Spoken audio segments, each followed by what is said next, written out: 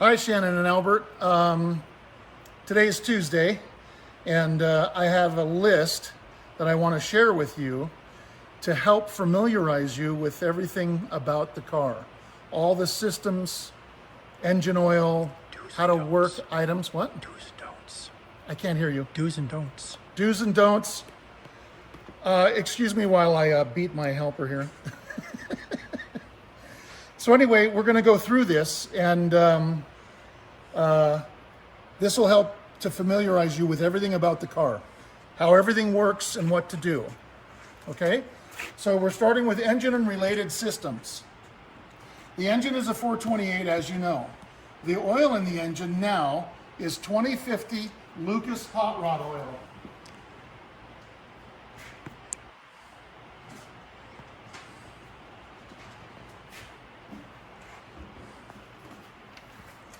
$20.50 Lucas hot rod oil. Okay? That's the oil I used, and the reason why I use this oil is because high zinc. The oil must have zinc in it. You don't have to use Lucas oil, but whatever brand you use, the oil must have zinc. These older Fords engines must use oil with zinc additive. The oil dipstick, where's my pointer? Here it is. The oil dipstick is located right here. Right behind the power steering pump, which is here. Right behind the air conditioning compressor, which is here. You add oil in the oil filler tube on top of the engine. This is the cap, and underneath the cap is the oil filler tube, which is connected to this tube going to the air cleaner. So this pulls off like that, and there's the oil filler tube. And that's where, you don't have to go so close, and that's where oil goes in. That's where you add. The oil dipstick is here, like that, okay? When you put it back, make sure it's in all the way. There is a gauge on gradients on the end of the dipstick that will show you when it's full and when it's low. The coolant that I use is in the radiator. The radiator is under here. Actually, the radiator, top of the radiator is right here. It's underneath this plate. It's green 50-50 mix of coolant and water. So it's 50% coolant and 50% water.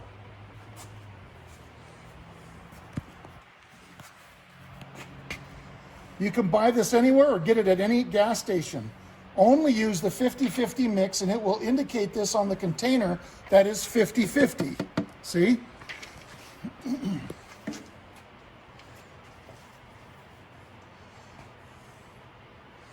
I stress this because you can also buy pure coolant, and you don't want to use pure coolant. The cooling system in these older cars must be part coolant and part water, a mix. When restoring the car, I had the radiator shop put in a high efficiency core. The radiator has got a high efficiency core in it. This is the best radiator core for the money and will ensure that the car runs cooler than the stock radiator. The radiator cap and fill hole is on the surge tank. This is the surge tank. Radiator cap, pressure lever. The cap has a release lever on top of it right here. However, never release this lever and never remove the cap when the engine is hot. Only check the coolant or add coolant when the engine is cold. The C6 transmission uses Type F transmission fluid only.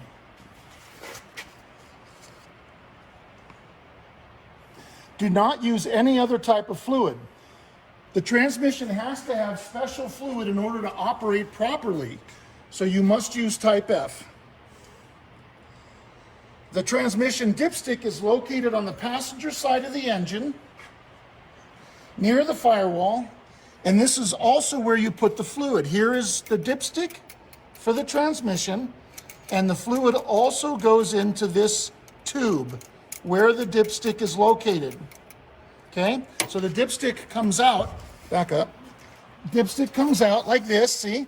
There's the dipstick. Okay, and then push it make sure it's all the way in. Same with the oil dipstick. Make sure they're all the way in. Okay, that's where you put the fluid. The power steering uses the same fluid as the transmission, type F. The power steering pump is located over here. You've already seen that.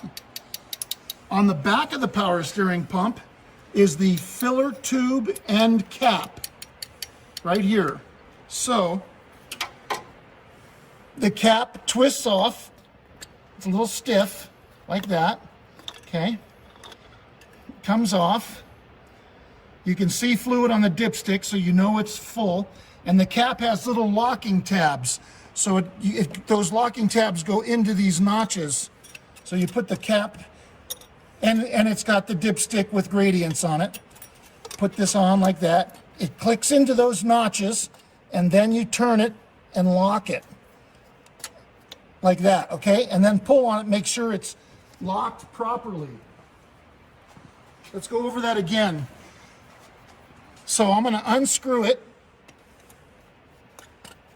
Okay.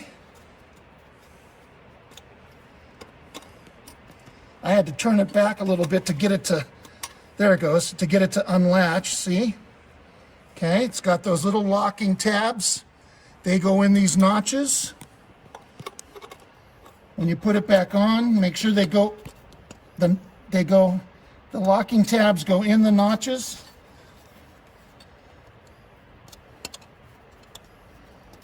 Okay. Pull on it. Yep, it's locked. Okay, good.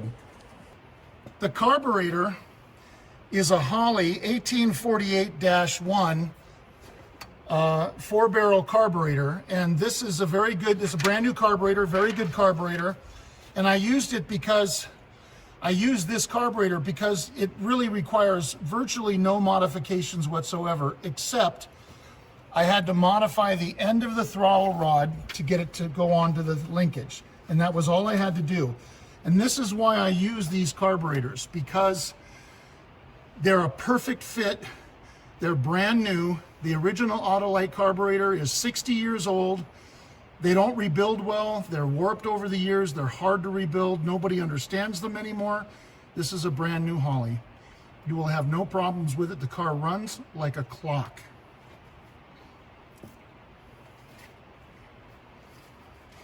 Knowing when the car is overheating. When you're driving, your first indication that the car is overheating will be the gauge. If you're not noticing the gauge, you will know it's overheating when coolant is spewing out of the radiator or steaming from the engine compartment. For example, when you stop and shut the car off, if you hear coolant spewing out of the radiator and onto the ground and/or see steam, you know it is too hot and overheating. The car will also start to run poorly, stumble, or stall when overheating. Never drive the car when it is overheating. There's more on this later when I talk about the gauge. So let's go talk about the steering column and emergency brake. I'm going to get around.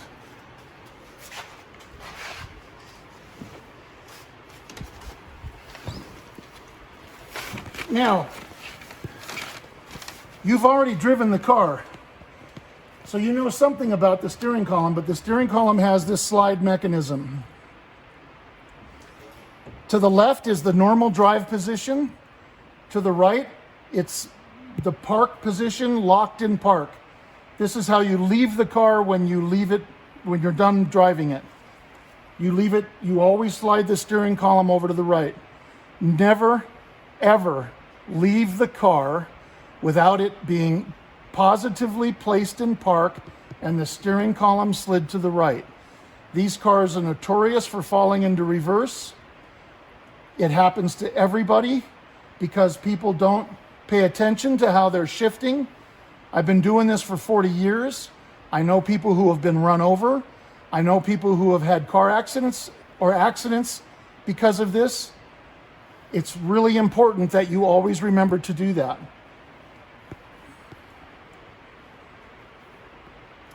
The steering column is one of the most fragile systems on the car.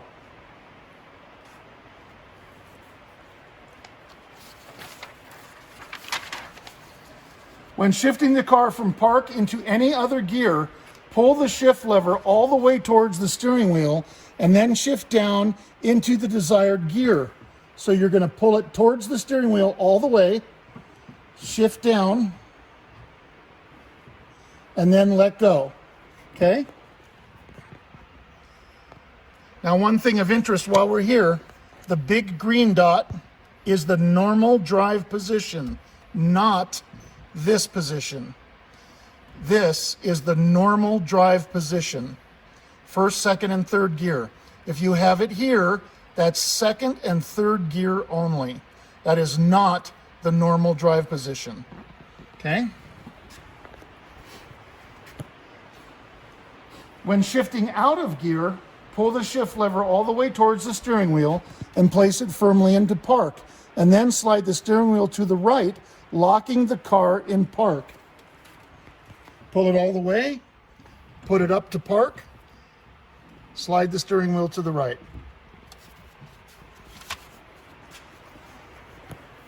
Never ever leave the car while it is running. If for any reason you have to leave the car while it's running, make sure the steering column is slid to the right. But you should never really leave the car while it's running. Shut it off.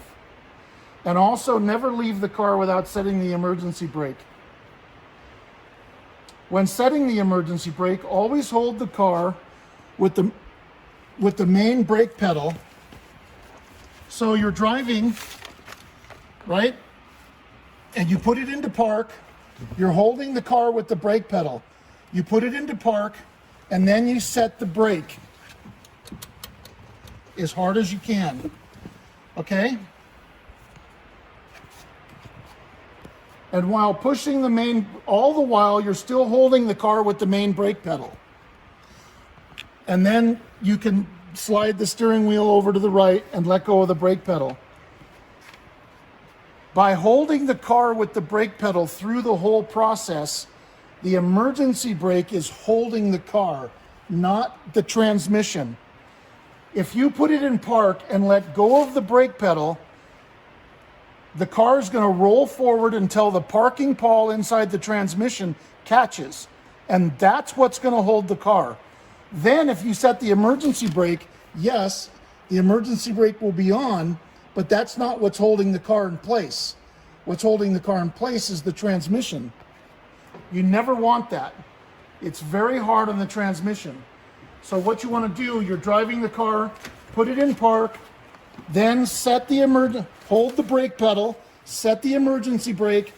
Once the emergency brake is set, then let go of the brake pedal. Then the car cannot roll and it cannot rest on the parking pole in the transmission. You can stop it. Go. Action. Go. Good? Yes. Okay. Now I'm going to show you how the emergency brake comes off. The emergency brake is released automatically by vacuum from the neutral safety switch. When you place it in gear, it will release automatically. The engine has to be running because that's what creates the vacuum. So when you put it into gear, see, it comes off automatically. Now sometimes if it doesn't come off, you can put your foot, if it doesn't look like it came off, you can put your foot behind it, right, and pull it up. And if that doesn't help, if you think it's still stuck, you can press on it a little bit and it might help to release it. It happens once in a while. I don't know why. Okay, put it into park. I'm holding the brake pedal. I'm setting the emergency brake. Now it's not locking. This is something I have to fix, but I'm setting that, then turn the car off, let go of the brake, and you're good. Okay. Gauges.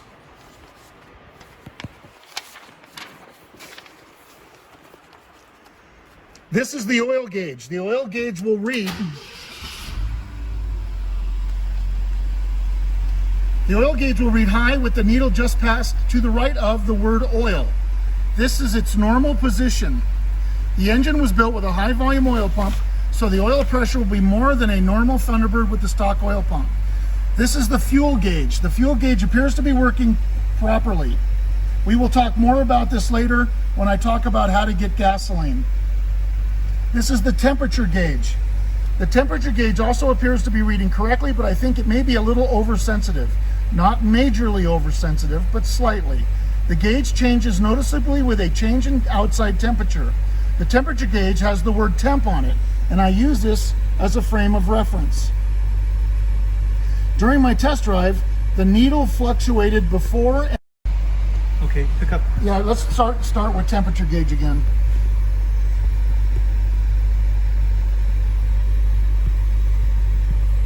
The temperature gauge also appears to be working, reading correctly, but I think it may be a little oversensitive. Not majorly sensitive, but slightly.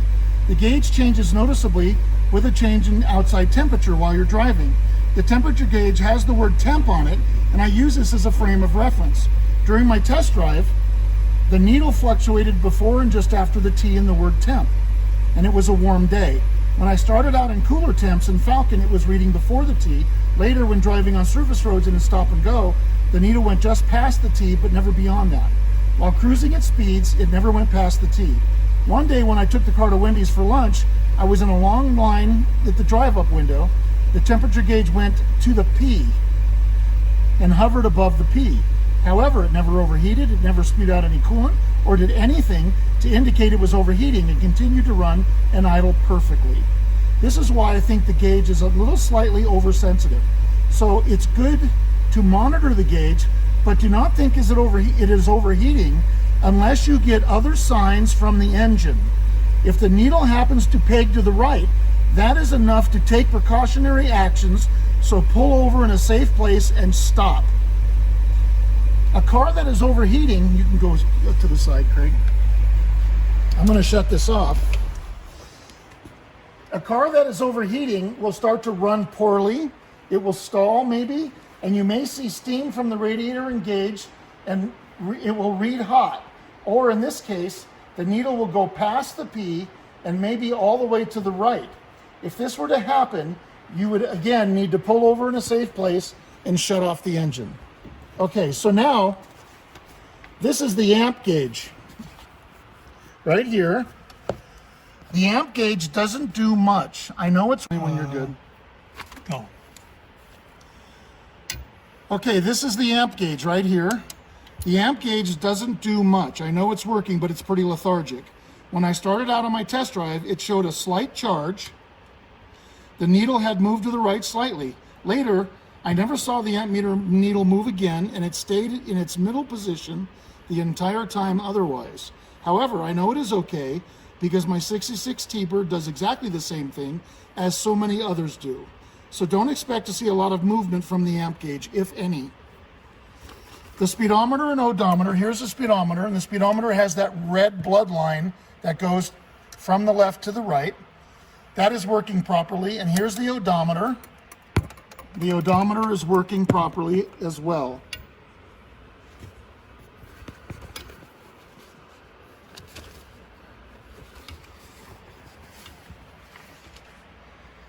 Heat and AC.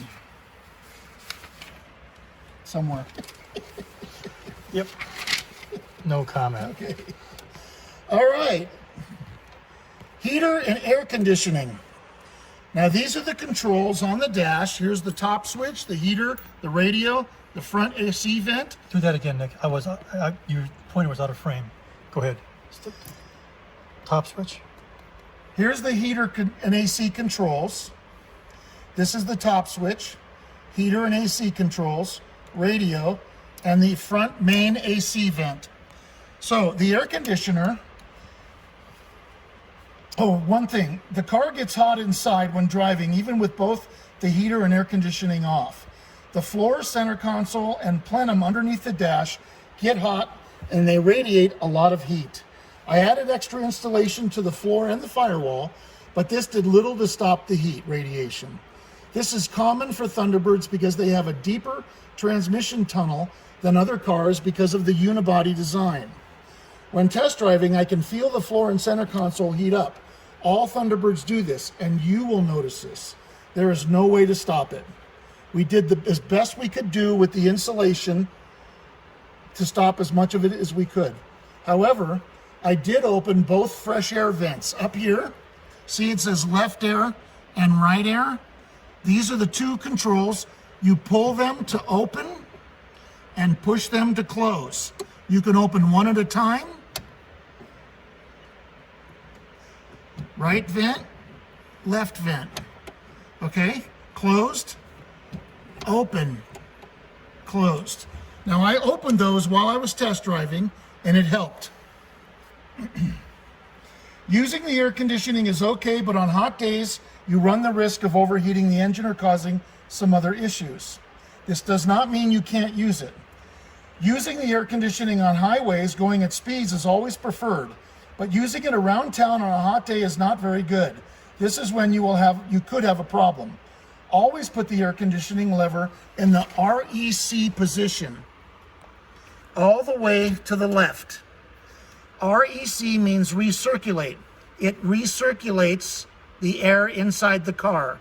Fresh means it drags air from outside, pulls it through the heater core, the hot heater core, and then tries to cool that.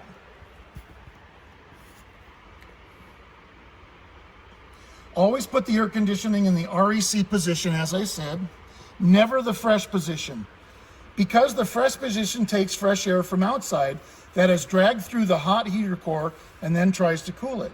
Because of that, the AC is far less efficient. In the REC position, it closes off the heater core from the system and recirculates air from inside the car that is much cooler and is easier for the system to cool that air. So it does not have to cool hot air, like I described it before. It's a much more efficient way. Also, don't forget to put the temperature to maximum when you have the air conditioner on. So this lever, the top lever, is all the way to the left, the bottom lever is all the way to the right, and then you turn the fan on. The fan has 4 positions: off, low, medium, and high. Okay? The air conditioner will not work unless all 3 of these levers are engaged. Okay, if you don't engage the fan, it will not work because all 3 levers have to work in order to engage the clutch. The heater and defrost settings are to the far right of the off position. Here is the off position: heat, mix, and defrost. So, there are 3 positions. Any 3 of these will give you heat. The first position, next to off, is heat only. Right there. No defrost. The center position is both heat at your feet and defrost at the windshield. The far right position is defrost only with no heat on your feet. Remember to put the temperature lever to max when using both the AC and the heater. When you turn everything off, when you turn the AC off and when you turn the heater off, put the top lever to off, take the bottom lever, put it to minimum, and shut off the fan. Lights. Where's the light switch? Yeah, it's over here. Left side of the wheel? It's right here. Want me to move over to the other side of the car? Oh, you can probably see it from no, I over here, can't. right? The steering column's in the Really? way. Oh, there. Oh, Yeah, much, okay. much more better. Much more better. I don't know where they are. Okay. But you said you wouldn't fumble for the pages. Headlights, taillights, and parking lights. The headlight switch is right here, underneath the oil gauge, to the left of the steering column. It has 2 positions when you pull it out. The first position, first click, is parking lamps located on the front bumper, and tail lights only. No headlights when you do the first position, just parking lights and tail lights. The second position, when the knob is pulled all the way out, is headlights and taillights, but the parking lamps go out. The knob also turns clockwise and counterclockwise.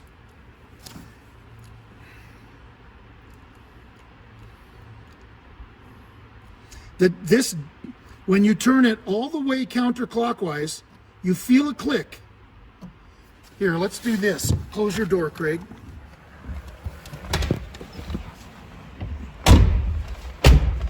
When you turn this knob, the headlight knob, all the way counterclockwise, you feel it click, and you can see the courtesy lights go on. Is that courtesy light on?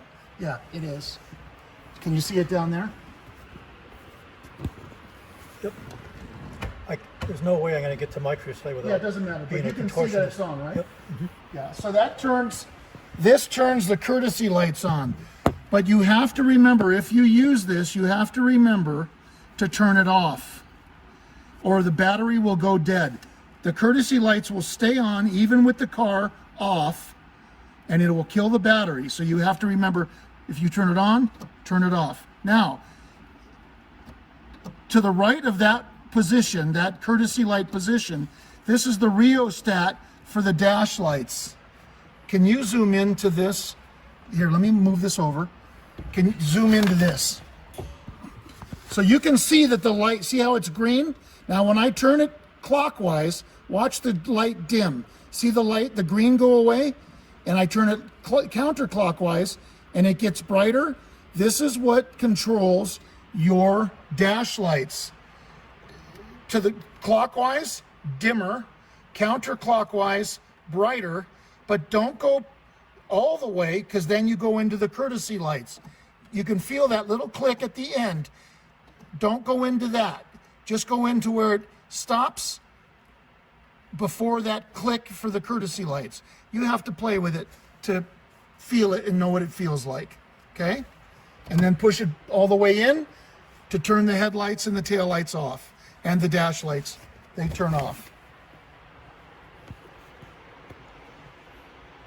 The ignition switch is right here, okay? Now you see how the key is up and down, straight up and down. Okay, that is the normal off position. This is not off. This is not off. This is off. You know, I took it to the alignment shop, and of course they gave me the car back, and it was like that. I don't get it. Anyway, that is the normal off position, and that is the only position where you can pull out the key. So that's how you know it's the off position. In this position, you can't take the key out, can't take the key out, okay? Hold on. Now,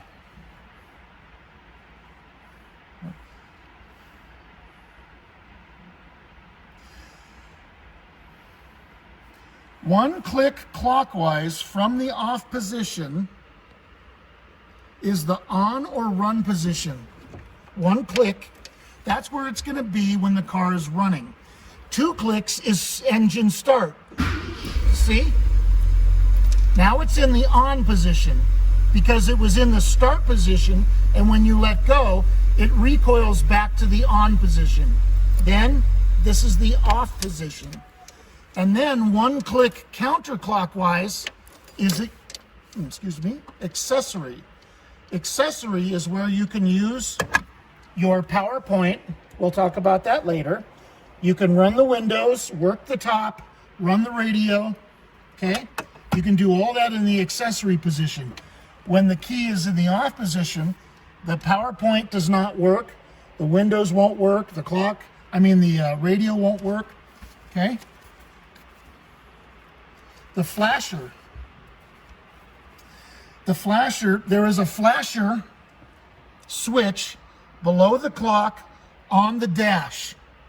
This works. You push the switch up, and that engages the flashers in case of an emergency. There is a flasher light, as you see, next to the switch that will indicate the flashers are flashing. This is a factory option your car did not have originally, and I installed it for you because I knew that you might need them as a safety precaution. push it down to stop the flashers. Power windows. This is the power window switch. Left front, left rear, right rear. And this is a lock and unlock. This is kind of a dumb option that they had. It locks out if you do this, it locks the rear windows out. So if you had kids in the back or Craig or something and you didn't want them fiddling with the switches back there, you would lock it. But you're not going to worry about that. So just leave it in this position, which is the unlock position. It's unlocked. They will work fine. Now, we can work the windows, put the car in the accessory position, one click counterclockwise, and I will do Craig's window. See? Okay, now I'm pushing, Craig, show the switches. I'm pushing the switches very gently. Okay? Never force the switches. Just be gentle with them. If you force them, it will break them. They're fragile. There's a lot of things on this car that are pretty fragile that just don't stand the test of time very well. You know, it's a 60s car. So,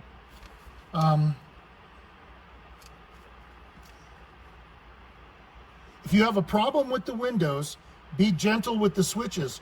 Forcing the switches will not make the windows work if there's a problem with a window motor or something.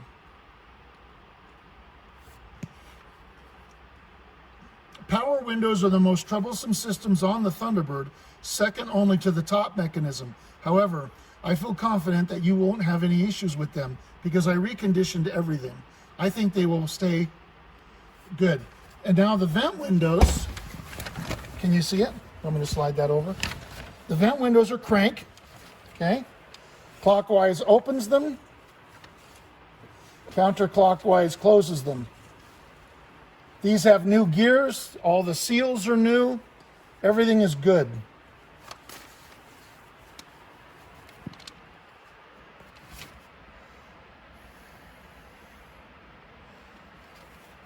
Glove box, right here.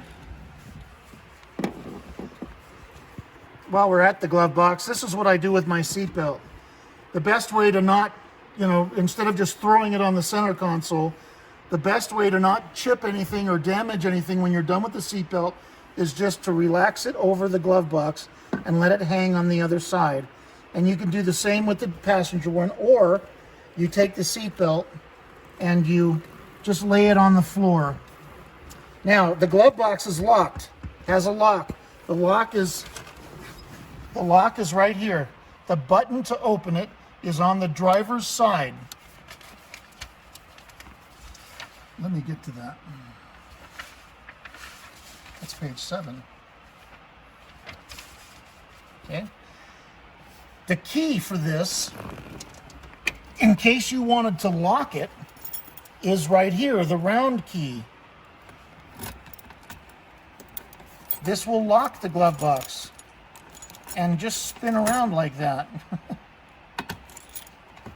Okay, it's locked, right? Then, looks like it has to turn one complete turn. Okay, so you push it, it pops up. Open it up. Here's your vehicle registration underneath this tab. It's kind of a nice option. Only 66s have that. Here's your glove box. You have an owner's manual in here, which you should read. If you don't, you're grounded. Right there, owner's manual. And the radio instructions on how to do the radio. This latch mechanism for the glove box is fragile. Okay.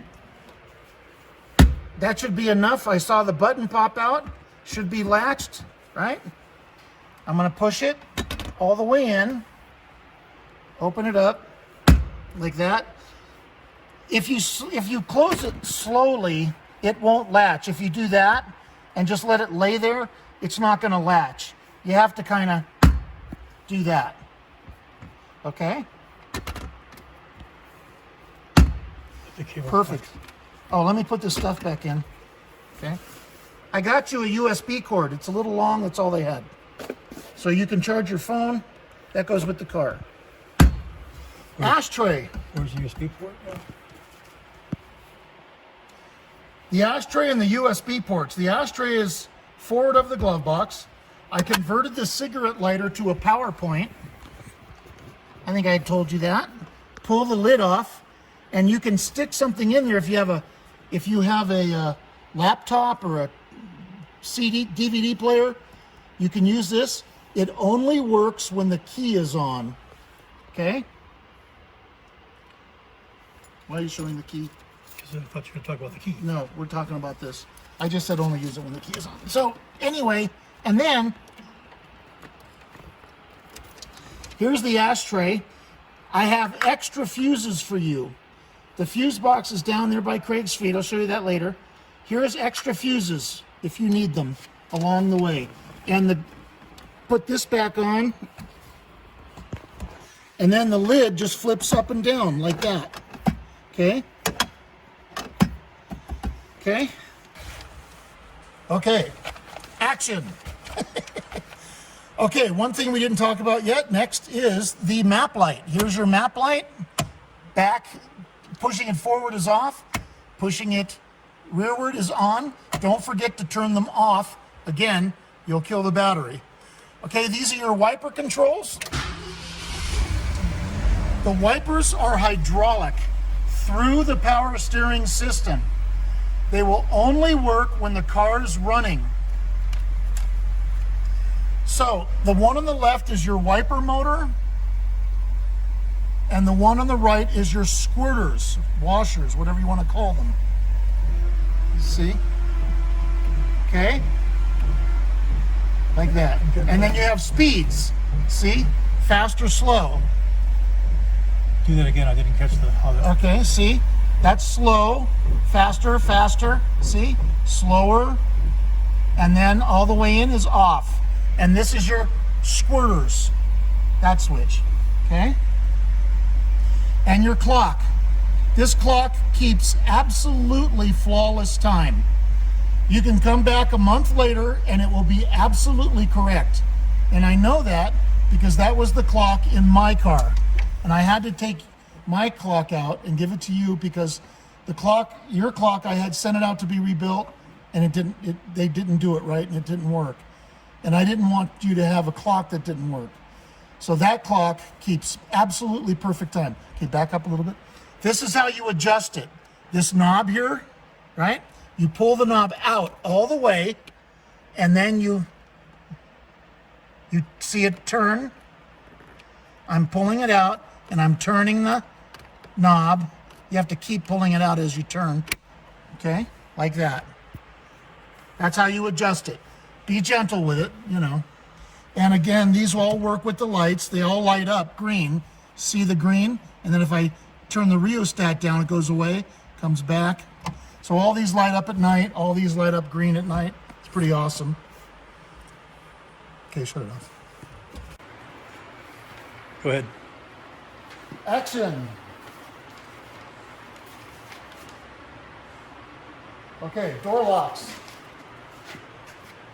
This is the door lock. You guys probably remember this from 70s cars. Push it down, it's locked. Pull it up, it's unlocked. If you want to lock this, when you get out and you want to lock the car, you push it down while the door is open. You push it down. Then you hold the knob down and close the door. Now it's locked. Okay? Pull up, unlock it. Okay? So to lock it again, we'll do it again. Push it down. Push the lock knob down. Hold this knob in. Close the door. And then you can use the key as well. Show that. Yeah. Okay. Turn it clockwise, it unlocks it. Turn it counterclockwise, it locks it. Okay? Now, the top bypass. Top system bypass.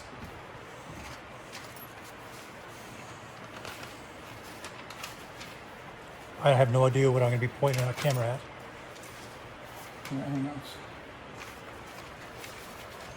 Okay. the rear ashtray. Okay.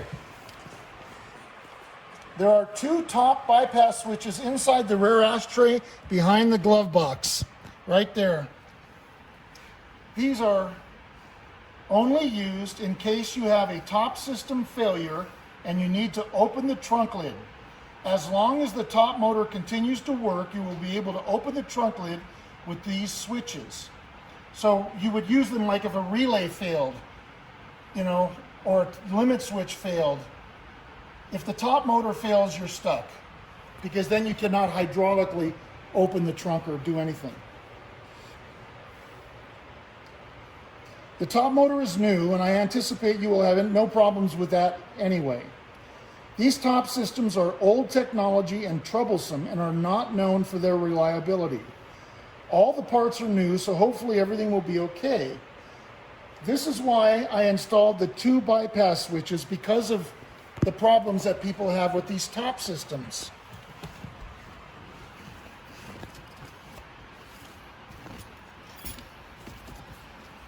When using these switches, this one on the driver's side is the unlock, and the one on the right side is the raise, which means raise the deck lid, open. I could have put open on there, but I put raise. So this is unlock and that's raise. When using the switches, you first unlock the trunk lid with the unlock switch. What that does is it unlocks the trunk lid by the screws. So go ahead and show the top, Craig. I'm gonna open it. I'm gonna unlock it. So show the trunk lid. So I'm gonna show me flipping the switch. I'm gonna flip the switch. The trunk lid's gonna unlock.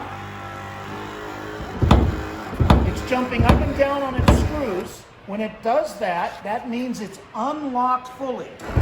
See? It's unlocked fully. Then you turn the switch off. These are not automatic return switches. These switches, you have to manually turn them on and manually turn them off. Once you unlock the trunk lid, then you can open it with this switch.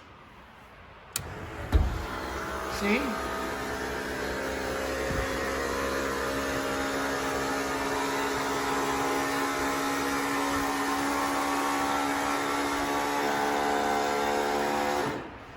Now that's about where you want to stop. Now, you never want to open the trunk lid all the way. You never want to open it more than this. There has to be some angle forward. It has to be leaning forward. If you open it too far, because it's a bypass switch, there's no mechanism to automatically stop it. And you will force it back and do a tremendous amount of damage.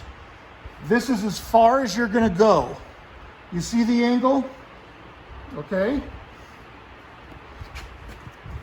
That is your top bypass switch. In case the top system fails, that's what you use. Now, we're going to talk about the jack. Okay. The jack,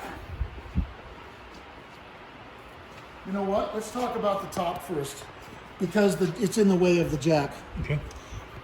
Let's talk about top system operation. I'm sorry. Right here. Okay. Top system operation. The top switch is on the center console where I showed you, just below the heater and air conditioning controls. One side makes it go up and one side makes it go down, makes the top go up or top down. Be very gentle with this switch. It is just like a window switch and they are very fragile. When working the top, do the following in this order.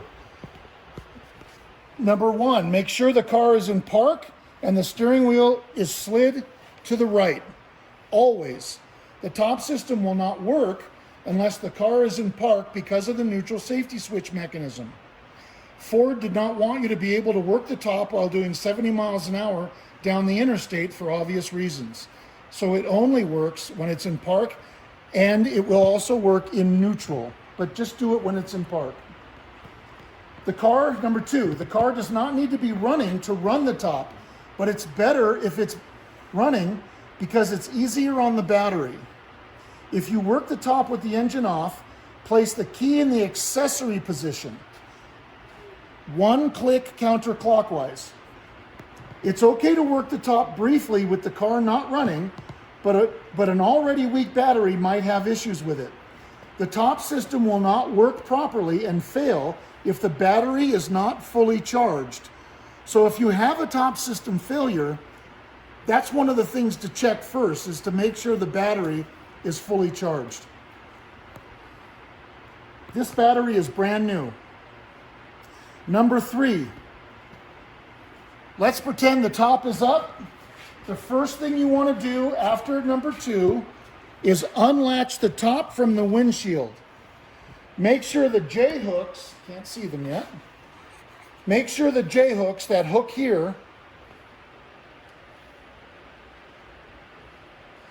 are away from these receptacles. These are the receptacles for the J-hook. The J-hook hooks into this receptacle. Make sure the J-hook is out and away. I'll show you this in a second. If left and right. both left and right. Okay, there's 2 hooks, there's 2 top latches. Keep your eyes on the J-hooks while you're working the top to make sure they do not accidentally hook into the receptacles. If you lift the top frame and the J-hook is hooked here, you will break the top frame and open an enormous can of worms. I know I'm scaring you, but it's just the honest to God truth. Then, to raise the top from inside the trunk, do everything that I said backwards. So right now we have, the top is in the trunk right now, right? So, where are the keys?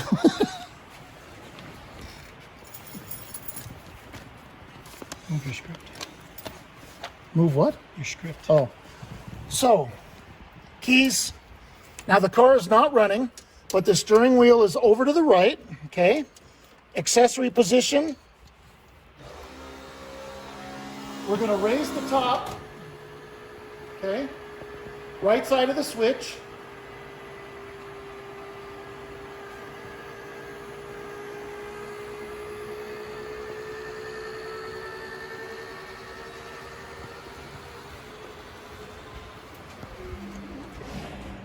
Okay, now, to latch these, what I do is, you have a little pin here and a receptacle. See the pin? And there's a receptacle for the pin. The pin has to go into that receptacle. I put all my weight on the top frame. I push the J-hook into its receptacle, holding the top frame, and I push this. I do the same thing on the right side. I put all my weight on the top frame, pulling it down near the latch. Can you see? You want to get on the other side? Yeah. Go on the other side.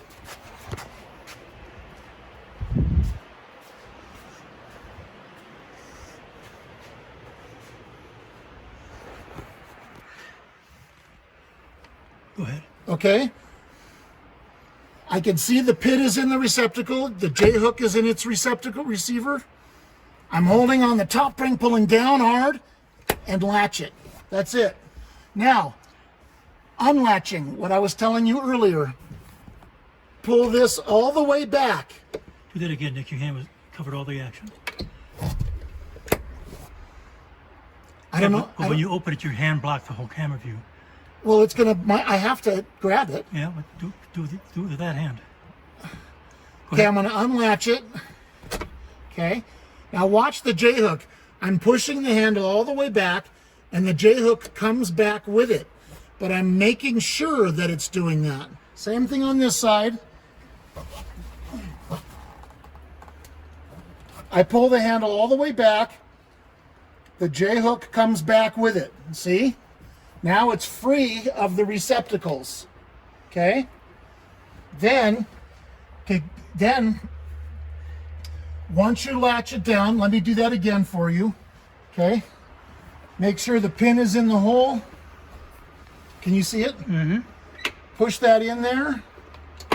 Push that down. I'm pulling down on the top frame. Put the J-hook in. Done. Now we'll continue lowering the top. Go ahead and look at the trunk lid, Creed. Ready? Go ahead.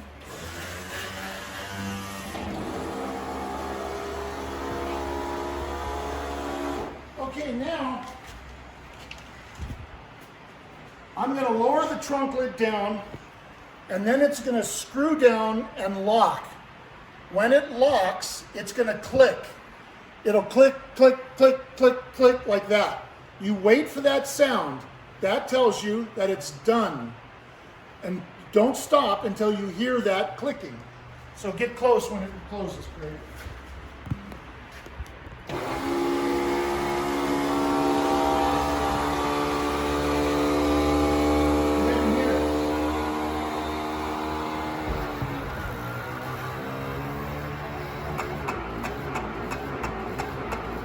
That's the noise. Okay? That was the clicking noise that you want to hear. And then also you can see it's all the way down. And that's another thing, you know, if you have the time, you can look and make sure it's closed all the way. Now, if you close it and you think it was closed and you see this is up, then you know something is wrong. If the trunk lid is up or over there, you know something didn't work right. That does happen. Okay, let's talk about the jack.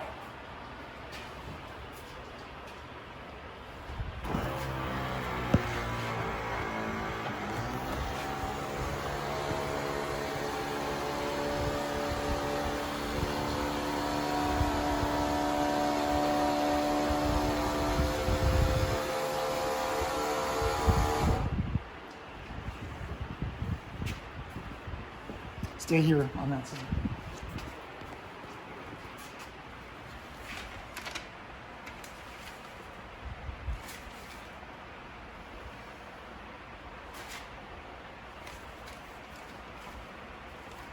The jack is located under this flap.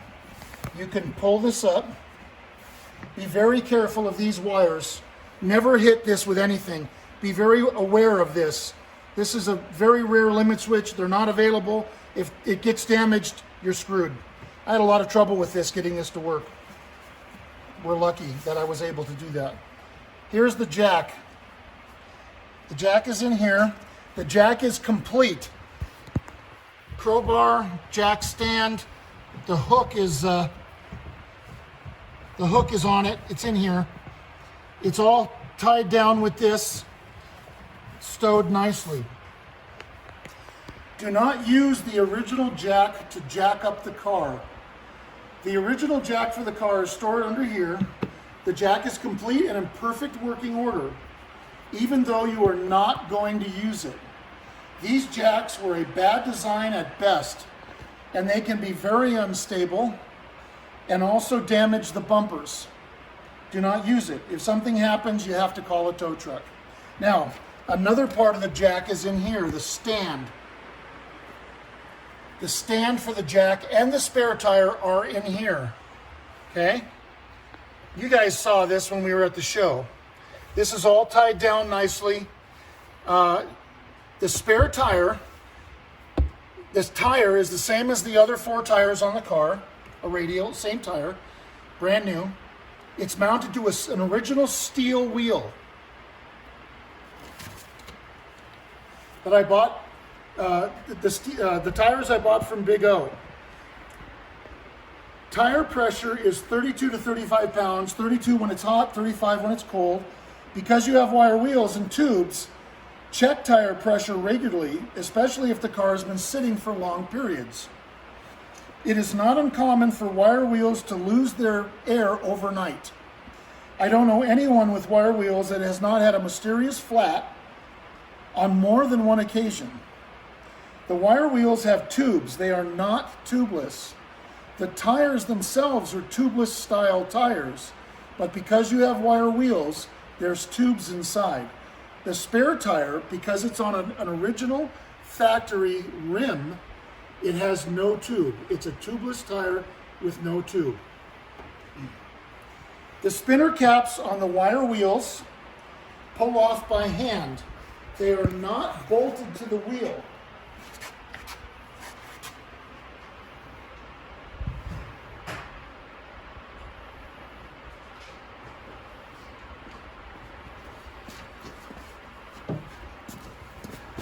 To get them off, you take a screwdriver very gently and put it inside, in between the wheel and the cap, and then you pry. See that? And then you can pull them off. You can pull them off by hand. Be very careful.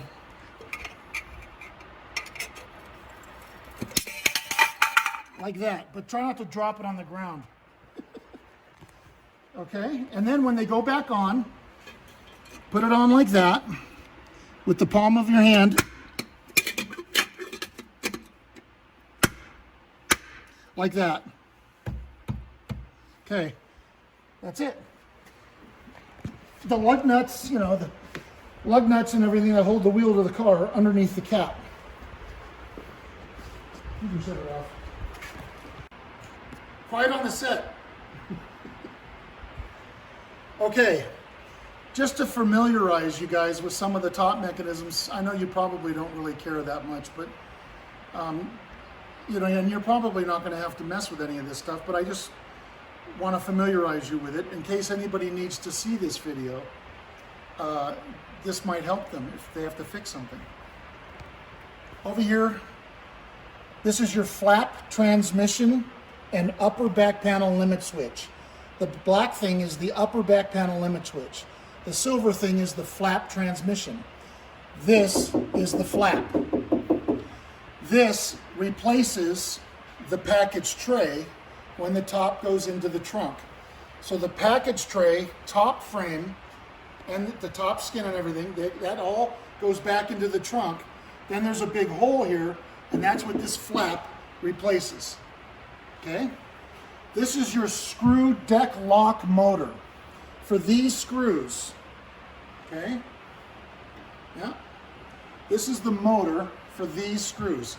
This is what locks and unlocks the deck lid. Doesn't raise or lower it, it locks it. That's all it does. Makes the clicking noise. Yeah, makes the click.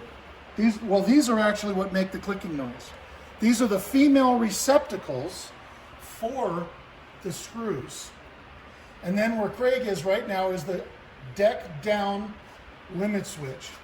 Extremely rare, extremely fragile, impossible to find. Nobody's reproducing them. It's just unbelievable. I can't believe it. Anyway, these are your hydraulic cylinders to raise and lower the deck lid. You have two of them. Behind the hydraulic cylinder right here is your deck open limit switches. Okay, there's one on each side. Okay, deck open limit switches. Those are those. This is the wiring that goes up into the trunk to the upper back panel limit switch.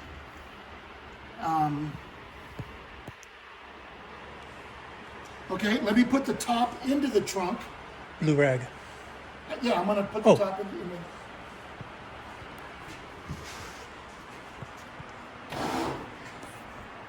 Maybe I should unlatch it. Maybe you should start the engine.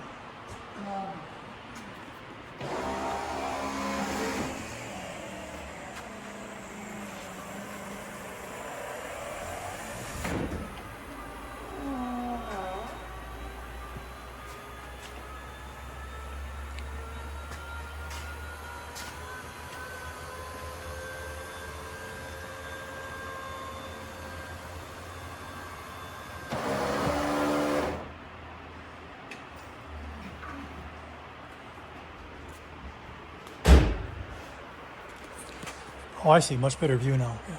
Come on this side, Craig. Let me get on that side.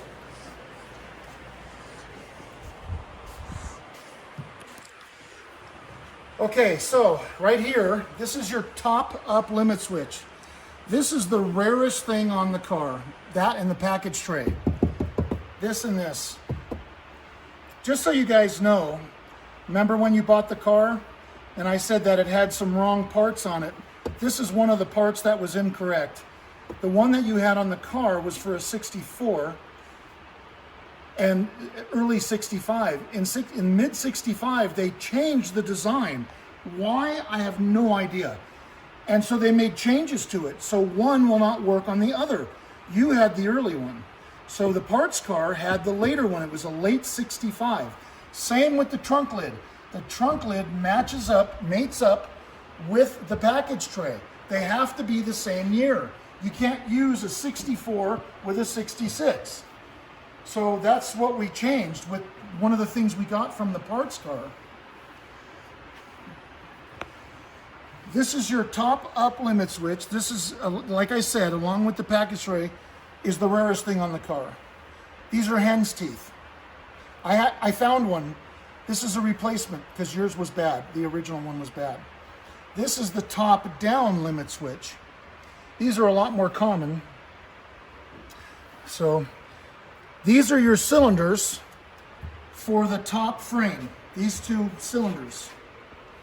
And this is your top motor. Okay, now the top motor gets fluid here.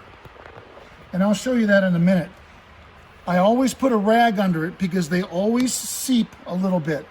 And one of the reasons why they do is because I never tighten, we'll show that later, you don't have to reach over.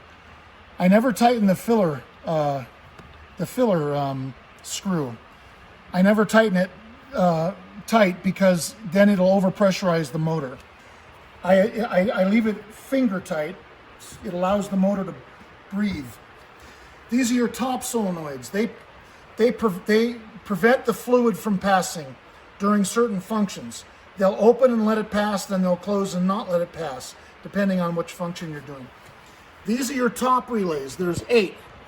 4 here and 4 there. Your top relays. These are what usually fail the most. These are all brand new. The top relays are all new. These are the circuit breakers for the power, for the main power for the top system. The blue wire is the main power. The blue wire was also one of the things that was missing from the car. When I got the car, the blue wire was non-existent, and somebody had changed all of that with a red wire.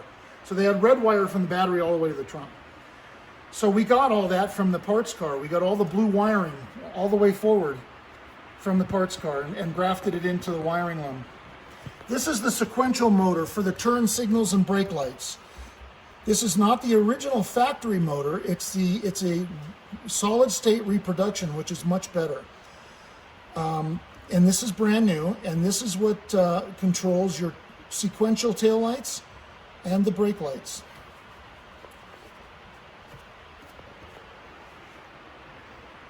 That's it, right?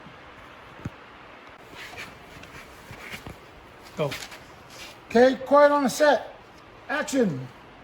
Okay, key in the accessory position, one click to the counterclockwise. This is your power seat switch. The center position is is forward and backwards, up and down. Oh, it's all the way back. So push it forward, seat goes forward. Push it backwards, seat goes backwards, right? This one tilts the front of the seat up, tilts it back down. This one tilts the back of the seat up, tilts it back down. It's not uncommon because everything is old. It took me forever to find this switch. They're hard to get that when they work. It's not uncommon that when you do one function, another function will start to work. So for example, let's say you push the seat forward. Well, the back of the seat might come up as well. If that happens, just use the switches. Use your switches. See that? The front of the seat came up there. Use your switches to correct it if it does that. If you think it's too high or it's tilted too weird, use your switches.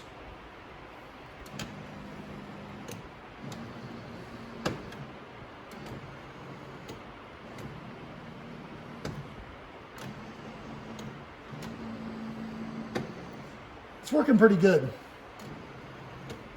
I have to have it all the way back because I'm fat. So,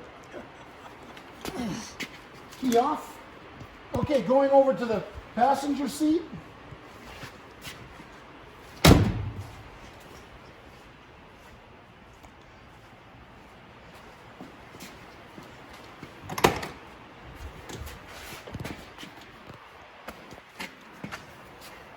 Passenger seat has it's a manual seat.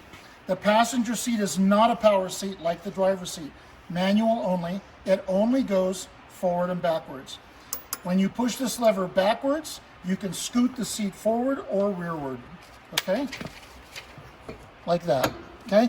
And it'll go forward or rearward. Seat belts are pretty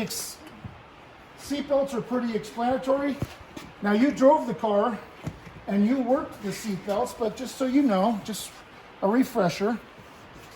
Pretend we're on an airplane. This goes in, clicks, it's locked. Push the button, it unlocks. Okay? Both the front and rear are the same. These are factory original seat belts. They've been restored. Factory original. Okay, that's good, Chris. Gas. Oh, yeah. Okay, last but not least, getting gas. Getting gasoline.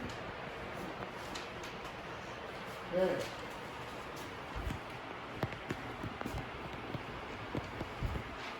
Come on over here. You saw the gas gauge already. Here's the gas tank. It's on the driver's side of the car. Okay. Back here. This is the door. You open it that way. There's the gas cap. The gas cap's a little tight. You can put like some lubricant on it, you know, cooking oil or whatever if you want to, on the seal to loosen it up if you want. It's a little tight. I put some on there already. That's gas, but anyway, the gas cap is like the power steering cap. It's got the little tabs that go into the notches, see? So you line those up, it goes on, and then you turn it until it stops. See, it's upside down, that's, straight up and down. That's where it stops. That's correct. And then turn it counterclockwise to undo it. Comes off. Okay? So that's pretty good that it's up and down, straight up and down. That'll let you know how it's supposed to be. Okay? Like that. There you go. Now, gas tank capacity is somewhat of a mystery since there are a lot of opinions about it. I think it is 20 gallons, but others claim it's 22. In all my years, I've never been able to put 22 gallons of gas into a Thunderbird gas tank.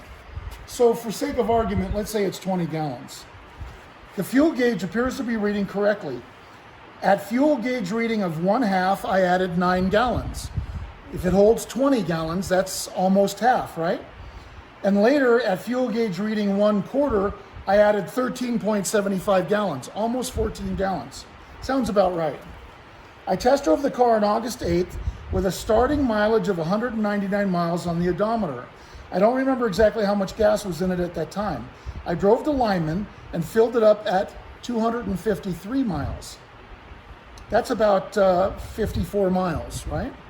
At the end of my test drive, the odometer read 389 miles. I left something out. When I got to Lyman, I filled it up. And I wrote the mileage down, 253. At the end of my test drive, the odometer read 389 miles, and I filled it up again with 13.75 gallons. That's 136 miles between those two fill-ups. Divided by 13.75 gallons equals 9.89, or roughly 10 miles per gallon. I cruised an average of between 65 and 70 miles per hour. This is crummy gas mileage and just about what my Thunderbird gets. I'm a little surprised that it's so low, and I was hoping for better mileage, but it may get better mileage later as the motor breaks in or when you're at lower altitudes. This means that you technically have 200 miles per gas tank, but never go farther than 150 miles unless you want to walk. Never go beyond 150 miles to get gas. If you have to go 175, you're probably going to make it, but make 150 miles your cutoff point. You can rely on the fuel gauge to be accurate to know when you get gas, or you can keep track of your mileage to know how far you have driven. I would do both. I always get a gasoline receipt and I write the mileage on the receipt. If you're driving around in areas that have long distances between gas stations, I'd get gas when the gauge is between 1.25 and and or not more than 150 miles. Always use 91 or higher octane if available. Never, ever put regular in this car. Ever. It will ruin your engine. Using 10% ethanol is okay. When getting gasoline, the filler is on this side. So you want the pump to be on the driver's side. Never hang the filler, the nozzle, into the tank and walk away. Never do that. You have to hold it the entire time you're getting gas. Because of the angle and design of this filler tank, it will not hold the nozzle. Okay? Hold the filler nozzle straight and refuel at half speed. I say half speed because at full speed it'll just, usually they just click off. They keep clicking off. You may have to try different positions and fill speeds if it keeps clicking off. Admittedly, it's a very awkward position to get gas into this car. It's common for the nozzle to keep clicking off, so you have to find the right spot. Practice makes perfect. Try not to overfill it. Don't just, if it clicks off, don't just keep forcing gas in it. However, if it's reading, let's say it's a half a tank, you go to the gas station, the needle's right on a half, and it clicks off at 6. Well, you know it's going to take more because it's a half a tank. It should take 9, right? It took 9 for me. So you could fill it up and try to get more in it. But I wouldn't go beyond 9. That's why I told you those figures, so you have a frame of reference to know how much gas to put in it. That's it.